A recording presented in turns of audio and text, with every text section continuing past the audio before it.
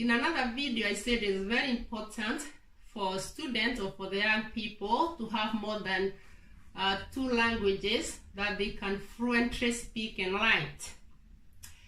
If it is the children or young people who are coming from backgrounds or from countries which has got vernacular languages or their local dialect, and then they have got the national language spoken in that country, they need to be very fluent in speaking and writing those languages from their country, the vernacular, the dialect, and also the national language.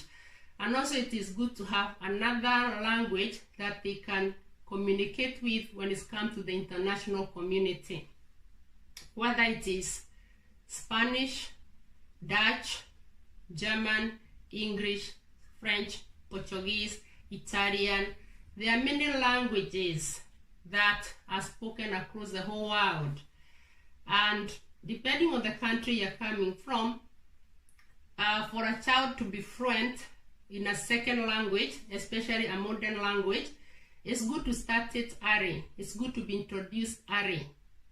Modern languages can be learned later in life, but when it is introduced early enough, it is important.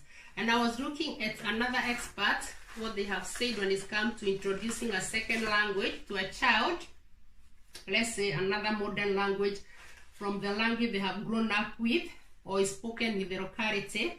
And this is what they said. And I got this from the University of Washington Institute for Learning and Brain Sciences. And this is what they have said. Studies suggest that optimal learning is achieved when children start learning 2 languages at an early age, between birth and 3 years of age, through high-quality interactions with the right human beings, and both languages are supported throughout toddler, preschool, and school years. Okay.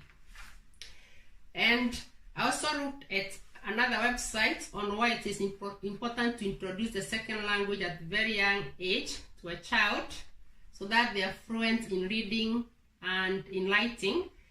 And this is, I got this from a website, www.parent.com. The website again is www.parent.com, and this is what they have said. Every infant is born with the ability to mimic the sound of any language. But by the time a baby is about 10 months old, he begins to narrow down the range of sounds to those that he hears around him. So if you want your child to learn a second language, it is best to introduce it in the first year of life. So it needs to be introduced quite early, the second language, depending on where the children are coming from, where the children are born. So going back to how to support the very young children through their reading and writing. And as I said, in English, we call it literacy, but it depends on the country you're coming from. You need to check out what you call it. But when we emphasize now, if I emphasize on reading and writing, what are the benefits of reading for the child? And I'm going to give it from my book. I've introduced this book before. It's Parents and Guardians, how you can support your children through education.